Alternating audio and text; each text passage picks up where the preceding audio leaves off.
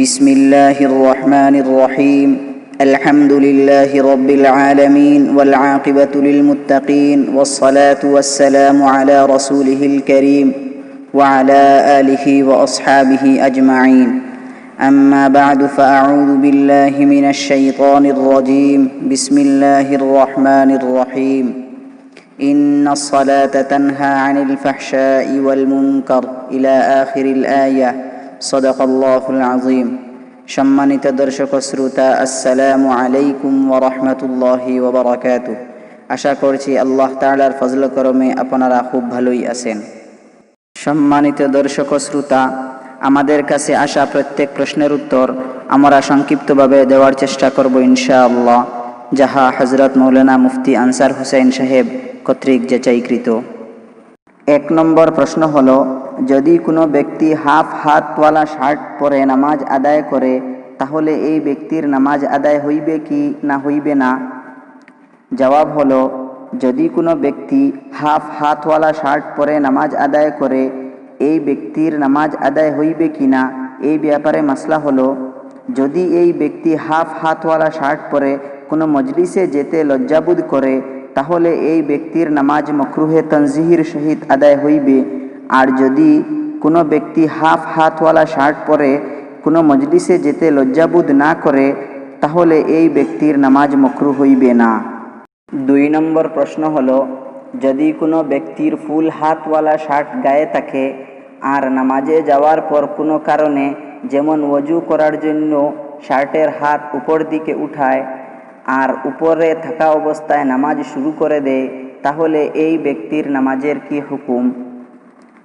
জবাব হলো, যদি কোনো ব্যক্তির ফুল হাতওয়ালা শার্ট পরা থাকে আর ওযু করার সময় শার্টের হাত উপরের দিকে উঠায় আর পরে জামাতে শরিক হওয়ার জন্য জলদি করে নামাজে শরিক হয়ে যায় আর শার্টের হাত উপরে থেকে যায়, তাহলে নামাজে লাগার পর অল্প অল্প করে শার্টের হাত নিচে আনতে হবে।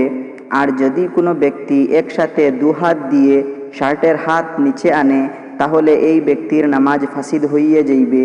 কারণ হলো, এরকম 2 হাত দিয়ে শার্টের হাত নিচে আনা শরীয়তের দৃষ্টিতে আমলে কসির হিসাবে গণ্য করা হয়, আর আমলে কসির হয়ে গেলে নামাজ ফাসিদ হইয়া যায়।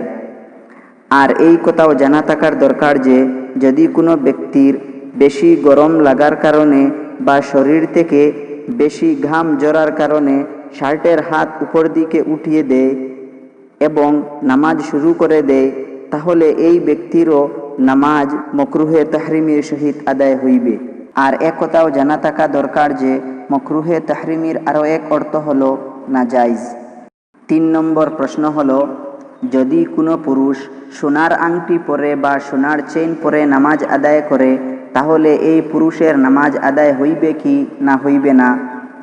জবাব হলো, যদি কোনো পুরুষ সোনার আংটি পরে বা সোনার চেইন পরে নামাজ আদায় করে তাহলে এই ব্যক্তির নামাজ মাকরুহে তাহরিমির সহিত আদায় হইয়া যাইবে, কিন্তু সোনা ব্যবহার করার কারণে গুনাহগার হইবে। কারণ হলো, পুরুষের জন্য সোনা ব্যবহার করা হারাম।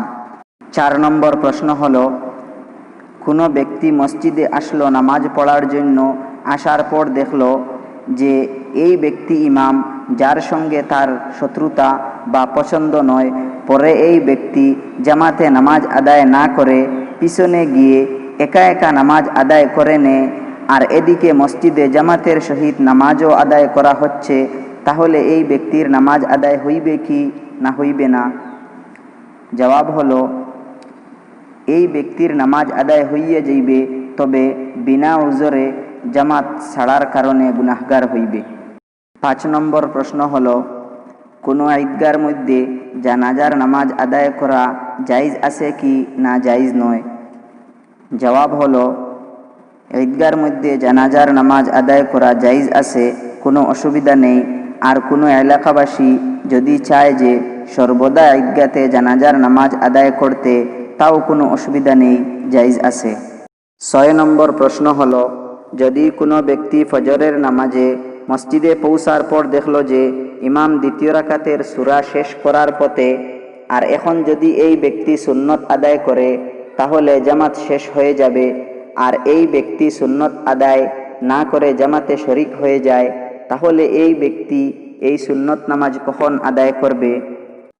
জবাব হলো, যদি কোনো ব্যক্তির ফজরের শুধু সুন্নত নামাজ ছুটে যায় তাহলে এই সুন্নত আর আদায় করা জরুরি নয়। কারণ হলো সুন্নত নামাজের কোনো কাজা নেই। হ্যাঁ, যদি কোনো ব্যক্তি পড়তে চায় তাহলে ইশরাকের পরে পড়তে পারবে, তবে এই নামাজ সুন্নত হিসাবে আদায় হইবে না, এই নামাজ নফল হিসাবে আদায় হইবে। 7 নম্বর প্রশ্ন হলো, যদি কোনো নারীর নামাজ আদায় করার সময় মাথার কাপড় সরে যায় আর চুল দেখা যায়, তাহলে এই নারীর নামাজ আদায় হইবে কি না হইবে না? জবাব হলো, যদি কোনো নারীর নামাজ আদায় করার সময় মাথার চতুর্থাংশ অর্থাৎ 4 অংশের 1 অংশ খুলে যায় আর 3 বার সুবহানাল্লাহ পড়া যাবে এত সময় পর্যন্ত খোলা থাকে, তাহলে এই নারীর নামাজ আদায় হইবে না। আর এইভাবে যদি কোনো নারীর মাথার নিচের ঝুলন্ত চুলের চতুর্থাংশ অর্থাৎ 4 অংশের 1 অংশ খুলে যায় আর 3 বার সুবহানাল্লাহ পড়া যাবে এত সময় পর্যন্ত খোলা থাকে, তাহলে এই নারীরও নামাজ আদায় হইবে না। আর যদি কোনো নারীর নামাজ আদায় করার সময় এরকম পাতলা কাপড় পরে যে শরীর দেখা যায় বা চুলের রং দেখা যায়, তাহলে এই নারীরও নামাজ আদায় হইবে না। 8 নম্বর প্রশ্ন হলো, মহিলাদের নামাজ আদায় করার সঠিক নিয়ম কি? জবাব হলো, মহিলাদের নামাজ আদায় করার নিয়ম 12টি। 1 নম্বর হলো, তাকবীরে তাহরিমা বলার সময় পুরুষরা চাদর ইত্যাদি থেকে হাত বাহির করে কান পর্যন্ত উঠাবে যদি ঠান্ডার মৌসুম না থাকে। আর যদি ঠান্ডার মৌসুম থাকে আর পুরুষরা চায় যে হাত চাদর ইত্যাদির নিচে রাখতে, তাহলে পারবে, কিন্তু মহিলারা ঠান্ডা হোক বা গরম হোক সবসময় চাদর বা অন্য কাপড় যেমন উড়নি, শাড়ি ইত্যাদির নিচে হাত রাখতে হবে, অর্থাৎ কাপড়ের নিচে থেকে হাত বাহির না করে সিনা পর্যন্ত হাত উঠিয়ে তাকবীরে তাহরিমা বলবে। 2 নম্বর হলো, তাকবীরে তাহরিমা বলার পরে পুরুষরা নাভির নিচে হাত বাঁধবে আর মহিলারা তাদের সিনার উপরে হাত বাঁধবে। 3 নম্বর হলো, পুরুষরা ছোট আঙ্গুল এবং থাম্বের বৃত্ত তৈরি করে বাম কবজি আঁকড়ে ধরতে হবে এবং ডান হাতের 3টি আঙ্গুল বাম হাতের কবজির উপর থাকবে এবং মহিলাদের ডান পামটি অর্থাৎ আমরা যেটাকে হাতের গাঁথা বলি, এটা বাম হাতের পিছনে রাখা উচিত। 4 নম্বর হলো, পুরুষদের রুকুর মধ্যে ভালো করে ঝুঁকতে হবে, অর্থাৎ মাথা, কোমর এবং পিঠ সমান থাকতে হবে। আর মহিলাদের এরকম ভালো করে না ঝুঁকে বরং এতটুকু ঝুঁকতে হবে যে হাত হাঁটু পর্যন্ত পৌঁছে যায়। 5 নম্বর হলো, পুরুষদের রুকু করার সময় তাদের হাঁটুতে আঙ্গুলগুলি প্রশস্ত করে রাখবে আর মহিলাদের প্রশস্ত না করে বরং আঙ্গুলগুলি মিলিয়ে রাখতে হবে। 6 নম্বর হলো, পুরুষদের রুকু অবস্থায় কনি পেট থেকে আলাদা রাখতে হবে আর মহিলাদের কনি পেটের সঙ্গে মিলিয়ে রাখতে হবে। 7 নম্বর হলো, পুরুষদের সিজদার মধ্যে পেট উরু থেকে এবং বাহুটি বগল থেকে আলাদা রাখতে হবে আর মহিলাদের মিলিয়ে রাখতে হবে। 8 নম্বর হলো, পুরুষদের সিজদার মধ্যে কনি মাটি থেকে উপরে উঠিয়ে রাখতে হবে এবং মহিলাদের মাটিতে বিছিয়ে রাখতে হবে। 9 নম্বর হলো, পুরুষদের সিজদার মধ্যে উভয় পায়ের আঙ্গুলের উপর খাড়া রাখতে হবে আর মহিলাদের নয়, অর্থাৎ পাও খাড়া করবে না, এর পরিবর্তে উভয় পা ডান দিকে বাহির করে রাখবে আর পুরা জমিয়ে সিজদা করবে এবং উভয় হাতের আঙ্গুল একসাথে জমিয়ে কিবলার মুখোমুখি রাখবে। 10 নম্বর হলো, পুরুষদের বসার অবস্থায় বাম পায়ের উপরে বসতে হবে এবং ডান পা পায়ের আঙ্গুলের সাহায্যে খাড়া রাখবে এবং মহিলাদের বাম পাশের নিতম্বের সাহায্যে বসতে হবে আর 2 পা ডান দিকে বাহির করে রাখতে হবে, এইভাবে যে ডান উরু বাম উরুর উপরে এবং ডান শাঙ্ক বাম শাঙ্কের উপরে রাখতে হবে। 11 নম্বর হলো, মহিলাদের কখনো জোরে কিরাত পড়ার অনুমতি নেই, বরং মহিলাদের সবসময় আস্তে আস্তে কিরাত পড়া উচিত।